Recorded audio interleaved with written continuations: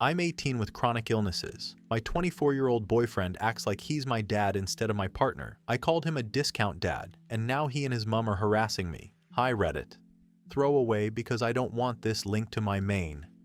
I, 18F, have been dating my boyfriend, let's call him Jake, 24M, for a little under a year. At first, things were really good. He seemed emotionally stable, mature, grounded, all the things I thought I wanted after dealing with a lot of chaotic guys my own age. We met through mutual friends and clicked pretty quickly. He said he liked how mature I was and how, together, I seemed for my age, which felt nice to hear, especially since I came out of a very abusive household. I won't lie, I felt flattered at first. I thought we had an understanding that yes, I'm younger, but I'm still an equal in this relationship.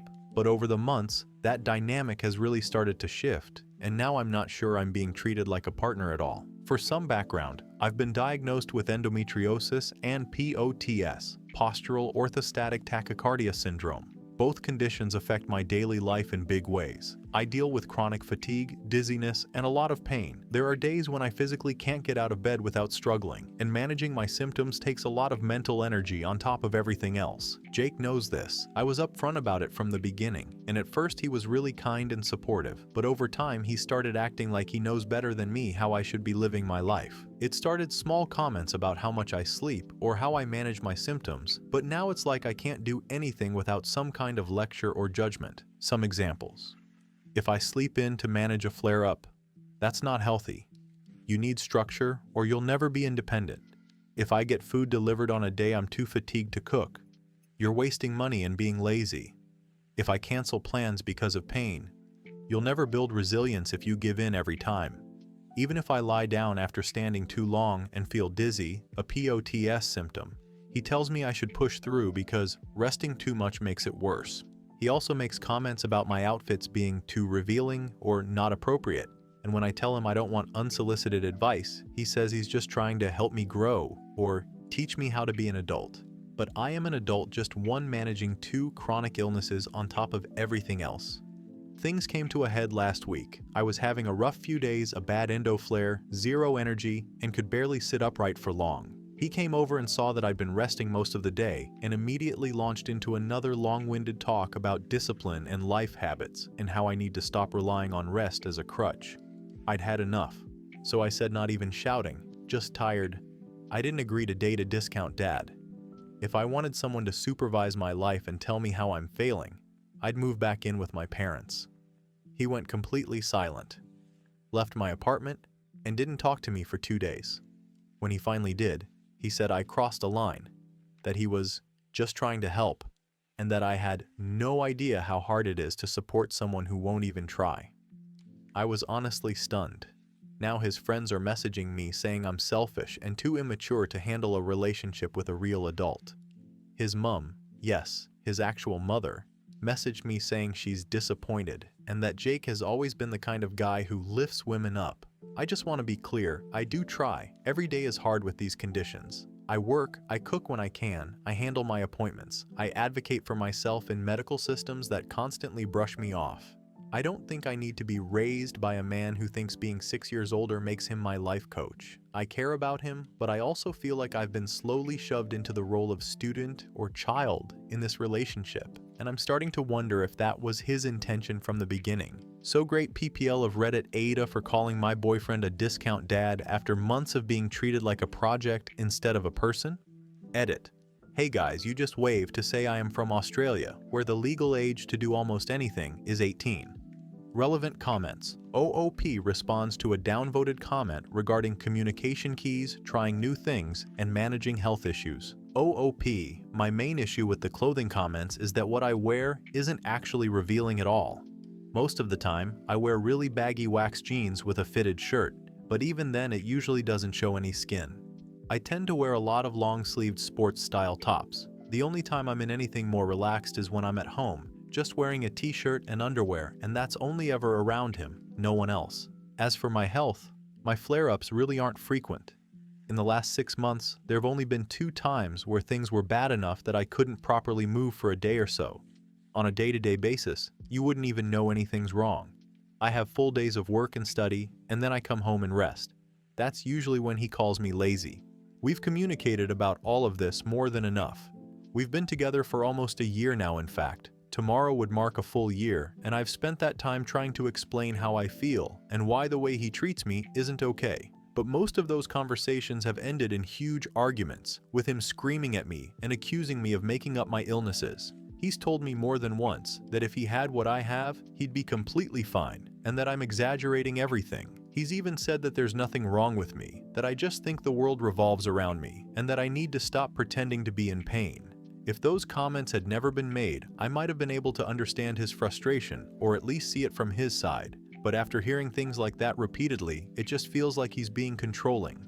Across this entire year of us being together, there's probably only been about 1 full week total where I've completely stayed in bed. I know my limits. I've had POTS since I was 10 and was diagnosed with endometriosis at 11, 2 years after my first period. I've lived with these conditions for most of my life, and I know how to manage them. What I don't need is someone telling me they don't exist or that I'm using them as excuses to avoid being productive, when I on a daily basis work 10-hour shifts and then also study a diploma. How old was OOP when she met her partner, as there is an age gap?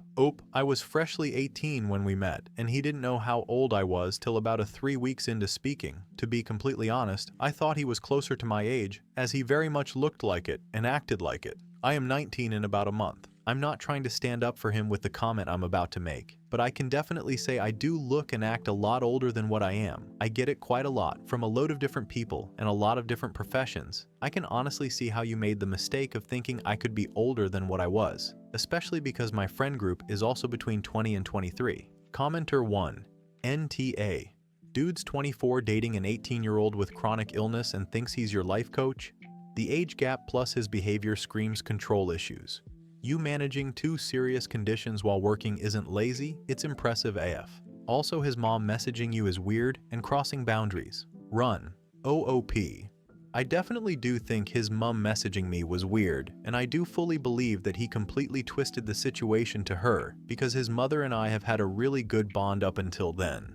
OOP clarifies why she was having this relationship with a 24-year-old guy. OOP. I get the point you're trying to make. And trust me, I'm not here to defend someone who's made me feel this shitty, but I want to clear some things up. This relationship was not illegal. When we met, I was 18 and he was 23. He's 24 now, and I'm turning 19 very soon. I'm legally an adult and have been living as one for a long time. I finished school at 15, moved out at 14, and have worked full-time since I was 16. I've been independent for years and had to grow up a lot faster than most people my age. I know some people take issue with age gaps, and that's fair, but where I live, and for the life I've lived, our age difference wasn't seen as strange. It's actually one of the more normal ones I've come across. I personally stayed with him because everyone my age felt immature, directionless, or just flat out not on my level. At the time, being with someone older seemed like the smarter, more stable choice. And honestly, the age gap still isn't a red flag to me. He is, the way he acted, the way he treated me. That's the actual issue. When I mentioned him not knowing my age straight away or me usually being around older people, it wasn't to defend him. It was to explain how I saw things at the time. When he did find out my age, he chose to stay. That part, 100% on him. And now, after seeing the way he's treated me, how he's spoken to me, how he's lashed out, how he tried to hit me while I was crying, I've broken up with him. I know now that this wasn't okay. I've read every single DM and comment. I'm starting to reply to them now, and honestly, a lot of what people have said gave me clarity I didn't expect. It helped me understand what I was rationalizing or minimizing. You're right that he had choices, and so did I. I chose to stay longer than I should have, but I've chosen to leave now, and that's what matters most to me. Editor's note. Centrelink is a Services Australia master program from the Australian government, delivering ranges of government payments and services for retirees, unemployed, families, carers, parents, people with disabilities, Indigenous Australians, students, apprentices, and people from diverse cultural and linguistic backgrounds, and provides services at times of major changes. Update 1. Hey. I didn't expect the post to get the kind of attention it did. I watched it go from about 200 upvotes down to 1, and honestly, I'm still not sure why, but I really want to thank everyone who commented or messaged me privately. I've read everything. I'm slowly replying when I have the energy. You've all given me so much insight, some of it really hit, stuff I hadn't even thought about until now. Just thank you. It means a lot. I wasn't planning to update this soon, but things have gotten way worse within the last 3 hours, and I feel like I need to talk about it, especially after what just happened.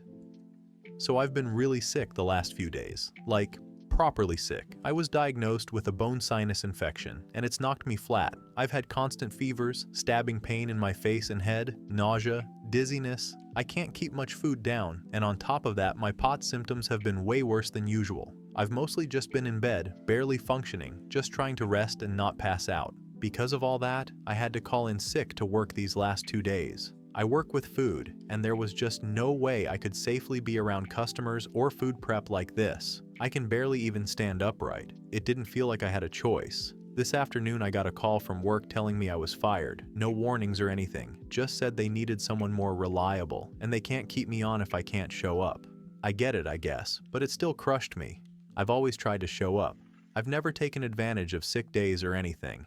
It felt like everything hit at once. I've only taken about 4 sick days in the entire 2 years. I've worked for this company. Jake came over not long after. I told him what happened, told him I lost my job, that I'm sick, that I might need to go to the hospital because I'm starting to feel seriously not okay, and his response was basically, well, maybe if you took better care of yourself, this wouldn't happen. Then he said something like, you still could have gone in, people push through being sick all the time. I tried to explain that it's not like a cold. This is a bone infection. I literally couldn't walk from the bed to the kitchen earlier without fainting, and I work with food. He just kept brushing it off like I was being dramatic. He told me I'm always sick and I never fight through it. That turned into a full-blown fight. He started yelling, full volume screaming, pacing the room while I was just sitting there crying and asking him to stop. I was already feeling like absolute shit, and I couldn't even get a word in without him talking over me. At one point I tried to speak and he got up close, and he raised his hand like he was about to hit me. He didn't, but he looked like he wanted to, and that scared me more than anything he's ever said. That was it for me. I ended it, we're done. I broke up with him then and there. Told him to get out, that I'm not doing this anymore. I don't care how sick I am or how hard things get from here. I'd rather be completely alone than sit there sobbing while the person who's supposed to care about me screams at me for being unwell. Right now, I'm still in bed. Fever's high, heart rate's not great, and honestly, I think I'm going to the hospital soon. Something feels off in my body, and I don't want to wait until it's too late. With POTS, and now this infection, it feels like everything is just piling on top of me. I'm genuinely scared, not just emotionally, but physically. My body feels like it's breaking down. Though I wanted to take the time to write this update, I am using text-to-speech, so I'm so sorry if it's a bit jumbled. I'm tired of begging someone to believe me when I say I'm in pain. I'm tired of being talked down to, managed, lectured, and guilt-tripped when I literally need help. I didn't ask to be sick. I didn't ask for endo, or POTS, or a sinus infection that knocked me flat. I've done everything I can to keep pushing through, but it was never enough for him. But it's over. I'm scared and sick and jobless, but I'm also finally out, and that has to mean something. If you've made it this far, thank you again. Your comments gave me the courage to stop waiting for someone else to change and finally start choosing myself. Relevant comments. Commenter 1. Thank God you broke up with him. He was grooming you, and definitely emotionally abusive through manipulation tactics and attempting to control you. OP, I hope you get better soon. Removing an abusive partner from your life will help remove a lot of the stress you're feeling and accelerate your healing. You may be able to report your workplace for wrongful termination as long as you properly called in sick and provided medical records/doctor's note, of course depending on which country you're located in. OOP, I definitely am going to be reporting my old workplace. My manager wasn't the best person in general, and there's a lot that she did that wasn't okay. Where I'm from, if you get wrongly terminated from a job, if you go through fair work, there's about a 70% chance you can get a $10,000 payout. Commentez 2. Appelez vos amis de confiance et dites-leur ce qui s'est passé, et si l'un d'entre eux peut vous emmener à l'hôpital. Make sure when you come back home, you are not alone. Change the locks to your door. Block his number and any of his friends, mom, etc. Focus on your health. You can always get another job. With your health issues, can't you get some type of help from the government? OOP.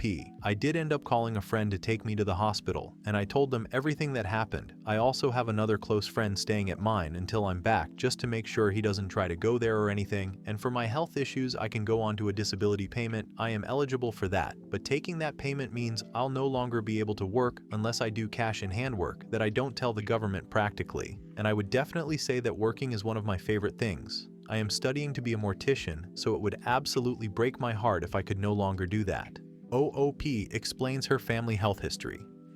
OOP, bone sinus infections in my family are very common things. They are never really bad and they only just take some antibiotics to clear up. I got scans done and stuff, and it was only a very slight infection, hence why I was just given antibiotics and told to rest. Considering you're a nurse and you haven't heard of bone sinus infections really concern me. OOP on getting unemployment. OOP. We have something called Centerlink. I'm really not sure if that's in America. I don't pay much attention to what's over there. But applying for an unemployment and job seeker payment is incredibly easy. You also keep that payment whilst you're working until you're receiving a certain amount of money for your job. Commenter 3. I'm proud of you and I'm praying for you. I hope you feel better quickly. You're right to listen to your body. Go to the hospital first. Next, focus on unemployment benefits. You should be able to Google it for your state and apply online to get the ball rolling. I'm so happy you lost your abusive a-hole boyfriend. You need to take care of yourself mentally, so you can take care of yourself physically, so you can take care of yourself financially. You're doing everything right and Reddit is rooting for you. Just a dude note. Something tells me your loser ex lives with his mom. Am I right? OOP. Thank you so much for your comment. I did go to the hospital and I have applied for unemployment and job seeker. And surprisingly, he doesn't live with his mom. He lives by himself. He works in the mines. Update 2. Hey everyone, back again with another update. Last time I was here I was sick, jobless, fresh out of a bad relationship, and honestly convinced I'd peaked at being a human potato sack. But things have flipped around a lot faster than I thought, and I finally get to share a happy update instead of a sad rant. Health stuff first. I went to hospital. Cheers to everyone who pushed me to stop being stubborn. The sinus infection was grim, but antibiotics sorted it. Now I don't wake up every day feeling like my skull's in a vice. POTS and endo are still the forever companions from hell, but with the infection gone, my baseline feels way more manageable. Cooked myself a proper dinner the other day without needing a nap halfway through, which for me is like running a marathon. My friends have been absolute legends. One mate accidentally bought me 6 kilograms of potatoes instead of one when grabbing groceries for me, so I'm now the proud owner of Potato Mountain 2025. Another mate sat with me in the hospital waiting room, and we entertained ourselves by giving all the vending machine snacks aggressive ratings. Chocolate got a 10 out of 10, those weird dried out muffins got a -3. It made something scary feel kind of funny. I've also joined an online support group for chronic illness, and honestly, it's been life-changing. They just get it straight away, no judgment, no lectures. Plus, the memes are painfully accurate. If you can't laugh at your broken body, what can you do? Money/work side. Getting fired still stung, but I've got Centerlink set up now. Not rolling in riches, but I can breathe. Applying for casual jobs closer to home, found one literally down the street, so we'll see. In the meantime, I've been selling random stuff online. Marketplace buyers are a different breed of human. Someone actually tried to haggle on something I listed for free. Like, mate, what's your endgame? Mental health. I started seeing a counselor. Best decision ever. I'm learning how to stop feeling guilty for resting and how to say no without apologizing like it's a crime.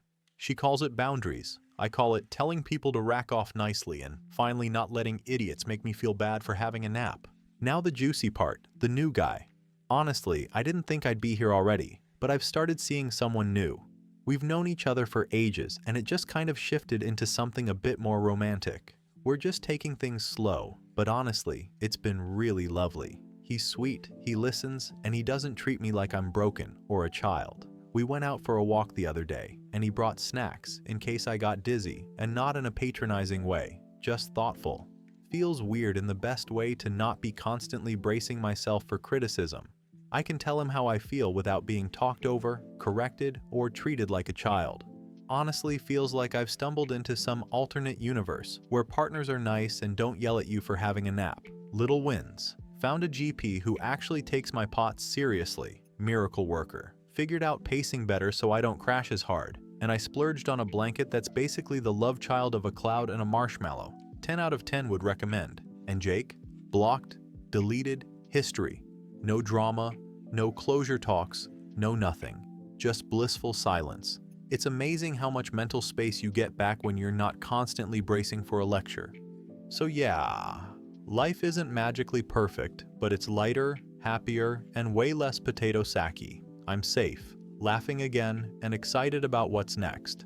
And to everyone who backed me when I was stuck in that mess, thank you. You gave me courage to leave and reminded me I wasn't asking too much by just wanting kindness. If you're stuck where I was, being spoken down to, made to feel like a burden, or treated like you need a babysitter, please know you deserve better. So many people reached out to me saying they were in the same sort of situation as me, and reading what I wrote made them some form of closure or validation that they're not the only ones. And that's honestly being so special for me to hear. I'm so glad my story is able to bring people some form of peace. But seriously, if I can leave and end up with potato mountains and snack-carrying sweethearts, you can too. Relevant/top comments. Commenter 1. Anyone else want to bet Jake called her job and told them she was faking it and that's why she got fired? Glad to see you got out of the toxic relationship and on the mend towards better things. OOP. Honestly, maybe. But my work environment was incredibly toxic, and stuff like that, without being fired, has happened there before. I honestly kind of knew it was coming, because my manager did not believe I was ever truly sick when I was. Once she came to my house and woke me up because I called into work, I answered the door in my PJs, a oversized shirt, was pale as a ghost, hair everywhere, nose running and eyes red, and she told me, I used to be a nurse. I know when people are sick and you are not. You either come to work every day or you don't have a job. Then went back to my workplace and told everyone I was fine, was getting dressed up, and was going into the city. Commenter 2. Good to hear that. With the new guy, be vigilant also within yourself also and take it easy. Sometimes a bad relationship can mess with your heart, leave scars and trigger false alarms with a good relationship. I remember once comparing and questioning the relaxed, gentle attraction with a new date to a bubbly, euphoric, and volatile feelings that my ex gave me. Ultimately, I have some responsibility of sabotaging that new relationship due to lingering baggage. In the end, every choice has its own package of strengths and weaknesses. OOP. Yeah, I definitely am being careful, hence why we are being so slow and just taking it one step at a time. I don't want to sabotage something so great. Commenter 3.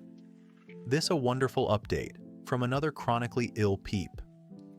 Despite being in my 30s, I just today began therapy to deal with being disabled and how to be kind to myself and give myself permission to rest and not push myself past my limits. So here's to being compassionate to ourselves. Good luck with your guy. He sounds awesome. You deserve awesome after that prick abused you like that. OOP. Therapy has genuinely been the biggest help. I'm glad you're on that path too. And thank you so much. He's a sweetheart, and I'm happy to have him by my side. Commenter 4. Having a doctor that listens to you makes all the difference. My sister's lupus was a nightmare for her until she finally got with her current doctor, and I swear we would marry that woman if we could. So happy you are starting to find your rhythm.